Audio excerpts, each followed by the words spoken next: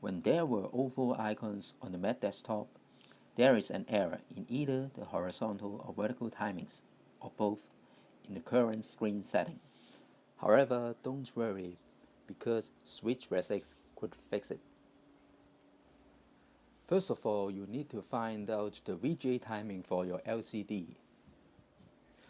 Afterwards, launch SwitchResX and select Custom Resolution and enter the right VGA timing for your screen.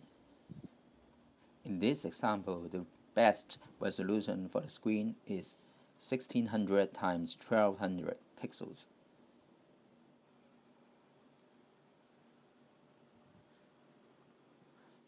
After entering the appropriate VGA timing, save and reboot the Mac.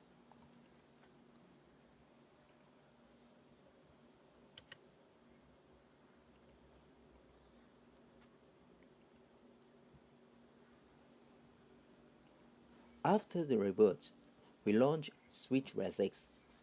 Now the customized resolution will be listed in the current resolutions column. Check that box and the screen will be updated accordingly.